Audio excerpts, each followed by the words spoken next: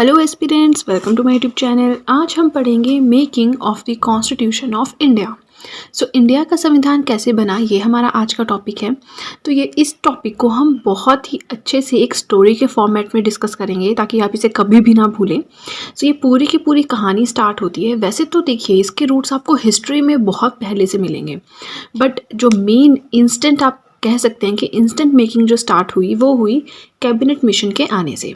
Cabinet mission कब आया? 1946 में आया। जब कैबिनेट मिशन आया उस टाइम पे वाइसरॉय कौन थे? ये एक एमसीक्यू का डायरेक्ट क्वेश्चन बनता है। तो कैबिनेट मिशन आया था during viceroy Lord Wavell. Lord Wavell का नाम आपको याद रखना है। ये उस टाइम इंडिया के वाइसरॉय थे, सॉरी ब्रिटिश इंडिया के वाइसरॉय थे जिस टाइम कैबिनेट मिशन आया था। अब कैबिनेट मिशन था क्या? इसमें 3 लोगों का एक ग्रुप था, ठीक है, जिनका काम था इंडिया का कॉन्स्टिट्यूशन बनाना। तो अब इन 3 लोगों का नाम आपको याद रखना है। देखिए, इंग्लिश में नाम है तो याद करना थोड़ा डिफ़िकल्ट हो जाता है, तो हम इसे एक ट्रिक से याद कर सकते हैं। ट्रिक है स्पा, SPA, स्पा, ठीक है।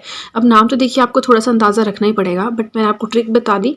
S for Stafford Cripps, P for Patrick Lawrence and A for AV Alexander. तो स्पा हो गया, ठीक है। स्पा क्या हुआ? कैबिनेट मिशन के मेंबर्स, राइट। तो अब कैबिनेट मिशन आ गया, इसके बाद क्या हुआ? इसके बाद इन्होंने बनाई constituent assembly. Constituent assembly was formed in November 1946। नवंबर 1946 में बन गई कॉन्स्टिट्यूएंट असेंबली। कॉन्स्टिट्यूएंट असेंबली है क्या? यह है संविधान सभा। कुछ ऐसे लोगों का ग्रुप जिनका काम है इंडिया का संविधान बनाना, इंडिया का कॉन्स्टिट्यूशन बनाना। तो उस पूरे ग्रुप को नाम दे दिया गया कॉन्स्टिट्यूएंट असेंबली, यानी कि हिंदी में संविधान सभा। इसका काम क्या था? To frame Indian constitution, Indian constitution बनाना। Okay fine. अब अगर कॉन्स्टिट्यूएंट असेंबली बन गई है, अब इसकी मीटिंग्स भी स्टार्ट होंगी, ठीक है। तो फर्स्ट मीटिंग होती है 9 दिसंबर 1946 को, 9 दिसंबर 1946। याद रखना है आपको। ये हेड कौन थे? सच्चिदानंद सिन्हा। इनका नाम भी याद रखना है, बट इंटरिम थे। इंटरिम मतलब वैसे ही इन्होंने कुछ टाइम के लिए इन्हें अपॉइंट कर दिया, क्योंकि अभी कौन बनेगा प्रेसिडेंट या हेड वो भी डिसाइड नहीं था। तो किसी ना किसी को तो डिसाइड करना था, किसी ना किसी को तो हेड बनना था मीटिंग में, तो इन्होंने सच्चिदानंद सिन्हा को बना दिया, ठीक है। बट नेक्स्ट मीटिंग हुई 11 दिसंबर 1946, यानी कि 2 दिनों के बाद। इस दिन प्रेसिडेंट और नॉन प्रेसिडेंट दोनों जो है वो सिलेक्ट किए गए। प्रेसिडेंट कौन बने? डॉक्टर राजेंद्र प्रसाद जी, ठीक है। और वाइस प्रेसिडेंट कौन बने? HC मुखर्जी। दोनों कब बने? 11 दिसंबर को। सच्चिदानंद सिन्हा कब बने? 9 दिसंबर को, और ये इंटरिम थे, ठीक है। अब देखिए, प्रेसिडेंट पढ़ लिया, वाइस प्रेसिडेंट पढ़ लिया। हम पढ़ क्या रहे हैं कि कॉन्स्टिट्यूएंट असेंबली जब बनी तो जब वो पहली बार मिली तो हेड कौन था, और फाइनली जो प्रेसिडेंट और वाइस प्रेसिडेंट बने वो कौन थे। अब है कॉन्स्टिट्यूशनल एडवाइज़र, यानी संविधान के जो सलाहकार थे वो कौन थे? Sir BN Rao. याद रखना है, this question is very very important. Next है idea to have the constitution. कुछ कॉन्स्टिट्यूशन हो, संविधान हो, ये आइडिया किसके दिमाग में आया? MN रॉय के दिमाग में आया 1934 में। अब देखिए होता क्या है, sir BN Rao, MN Roy, same से नाम है, तो हम कंफ्यूज हो जाते हैं, ठीक है। तो अब इसको याद रखने का एक तरीका, जो जिस तरीके से मैं याद रखती हूँ मैं आपको बता देती हूँ। अगर आपको तरीका अच्छा लगता है आप भी उस चीज़ को फॉलो कर सकते हो। कॉन्स्टिट्यूशनल एडवाइज़र की बात करें, एडवाइज़र मतलब एडवाइज़र में A है, AB AB constitution adviser AB, BN Rao, A adviser.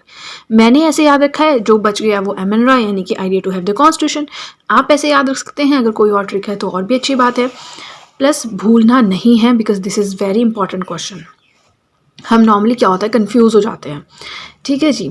अब आप आगे देखिए, हमने पढ़ लिया कि कौन हेड बना, कौन जो है वो कॉन्स्टिट्यूशन एडवाइज़र था। अब कॉन्स्टिट्यूएंट असेंबली का कंट्रीब्यूशन या आप कह सकते हैं डिस्ट्रीब्यूशन कैसा था, टोटल लोग कितने थे, कौन से कहाँ से थे, वो भी तो पता होना चाहिए, ठीक है। जैसे हमने पढ़ा कैबिनेट मिशन में 3 मेंबर्स थे, तो इसमें कितने थे अब वो पढ़ेंगे। तो हम पढ़ेंगे कॉन्स्टिट्यूएंट असेंबली। टोटल स्ट्रेंथ थी 389, ठीक है। अब 389 को कैसे डिवाइड किया हुआ था? 2 पार्ट्स में डिवाइड किया था।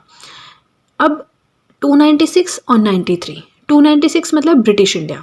अब ब्रिटिश इंडिया क्यों कहा है? क्योंकि इंडिया उस टाइम ब्रिटिशर्स के अंडर था, तो ब्रिटिशर्स ने अपने हिसाब से पूरा का पूरा इंडिया डिज़ाइन किया हुआ था, कौन सा कहाँ पे क्या होगा, ठीक है। तो इंडिया का नाम दे दिया यहाँ पे ब्रिटिश इंडिया। तो ब्रिटिश इंडिया के पास थे 296 सीट्स, प्रिंसली स्टेट्स के पास थी 93 सीट्स। अब प्रिंसली स्टेट्स जो हैं, जैसे कि किसी राजा के अंडर है, ठीक है, किसी गवर्नर के अंडर है, तो वो हो गई प्रिंसली स्टेट्स। अब यहाँ पे मैंने इसको रेड मार्क क्यों किया है? It remained unfilled as they stayed away from constituent assembly. अब इन लोगों ने कभी इलेक्शन के लिए खड़े नहीं हुए, प्रिंसली स्टेट के राजा महाराजा, कभी उन्होंने इस कॉन्स्टिट्यूंट असेंबली को तवज्जो ही नहीं दिया कि भी कोई चीज़ है, तो ये सीटें कभी भरी नहीं, ये सीट्स हमेशा खाली रही। ठीक है, remained unfilled as they stayed away from constituent assembly, वो हमेशा इस चीज़ से दूर ही रहे। ठीक है, ये तो हो गया 389 को कैसे डिवाइड किया था। अब प्रिंसली स्टेट्स का तो किस्सा ही खत्म हो गया क्योंकि ये लोग हमेशा ही दूर रहे। अब आगे 296 सीट्स जो कि ब्रिटिश इंडिया के पास थी, तो अब इन लोगों ने तो प्रॉपर भागीदारी निभाई, तो 296 सीट्स को भी आगे फर्दर डिवाइड किया हुआ है 292 एंड 4 में। 292 क्या है, ब्रिटिश प्रोविंसेस, ब्रिटिश की प्रोविंसेस थी, और 4 क्या है, चीफ कमिश्नर प्रोविंसेस। ठीक है, ब्रिटिश प्रोविंसेस वो प्रोविंसेस जो ब्रिटिश के अंडर थी डायरेक्ट, और कुछ प्रोविंसेस जो चीफ कमिश्नर्स के अंडर थी। तो ये 4 थी, कौन कौन सी थी हम इसे नेक्स्ट पेज पे पढ़ेंगे। सो अभी हमने डिस्कस किया था चीफ कमिश्नर्स प्रोविंसेस के बारे में, तो वो 4 थी, कौन कौन सी, दिल्ली, अजमेर मरवाड़ा, कुर्ग एंड ब्रिटिश बलूचिस्तान। ये चारों नाम आपको याद होने चाहिए। ठीक है, नेक्स्ट आता है कि जो अब प्रोपोर्शनेट दी जाती थी कि कितने लोगों को कितनी सीट है, वो कैसे डिसाइड होगा। देखिए, seats allotted proportional to each one's respective population रफली in the ratio of 1 to a million। अगर 1 मिलियन पॉपुलेशन है मुस्लिम्स की तो उन्हें 1 सीट मिलेगी, 10 मिलियन पॉपुलेशन है सिखों की तो उन्हें 10 सीट्स मिलेगी, मतलब 1 मिलियन पॉपुलेशन के ऊपर 1 सीट दी जाती थी। अगर इससे कम पॉपुलेशन है तो सीट्स दी ही नहीं जाती थी कॉन्स्टिट्यूंट असेंबली में, क्योंकि सीट्स दी क्यों जाएगी, अगर सिख है तो सिखों को रिप्रेजेंट करने के लिए कोई सिख चाहिए, मुस्लिम है मुस्लिम को रिप्रेजेंट करने के लिए कोई सिख चाहिए। अब चलिए, ये तो एक अलग से स्टोरी भी है, वो हम यहाँ नहीं पढ़ेंगे, हम बस ये पढ़ेंगे कि सीट्स अलॉट कैसे की जा रही थी कॉन्स्टिट्यूंट असेंबली में। 1 to a million, ये वर्ड्स एज इट इज़ आपको ध्यान में रखने हैं। नेक्स्ट है सीट्स डिस्ट्रीब्यूटेड बिटवीन। अभी सीट्स दी किस किस को गई थी, मुस्लिम्स को, सिख्स को और जनरल को।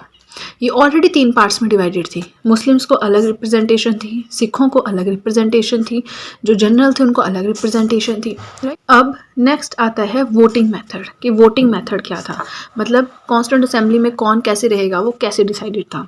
सिंगल ट्रांसफरेबल वोट, इस चीज़ को हम अलग से भी पढ़ेंगे, बट होता क्या है कि अगर मान लीजिए आपके पास 5 कैंडिडेट्स हैं, तो आप 5 के 5 कैंडिडेट्स को प्रेफरेंस के रूप में सेट कर सकते हैं। जैसे फर्स्ट प्रेफरेंस आप किसी को देना चाहते हैं, सेकंड किसी को, थर्ड किसी को, इस तरह से। फिर फर्स्ट प्रेफरेंस सबसे ज़्यादा किसको है, अगर किसी को फर्स्ट प्रेफरेंस सबसे ज़्यादा है तो फिर उसको सीट मिल जाती थी।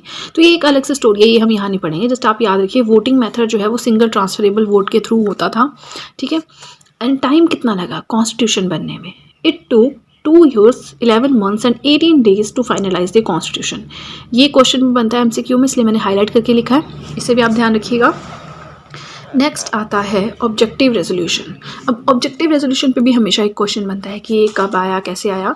तो देखिए, 13 दिसंबर 1946 को ऑब्जेक्टिव रेजोल्यूशन कॉन्स्टिट्यूंट असेंबली में पास किया गया। किसने किया, बाय पंडित जवाहरलाल नेहरू जी, जो कि इंडिया के फर्स्ट प्राइम मिनिस्टर थे, पहले प्रधानमंत्री थे। ठीक है, ऑब्जेक्टिव रेजोल्यूशन में इतना ही। नेक्स्ट है some functions performed by constituent assembly. अब कुछ कॉन्स्टिट्यूंट असेंबली ने फंक्शंस परफॉर्म किए जो थोड़े हटके हैं बट इंपॉर्टेंट है।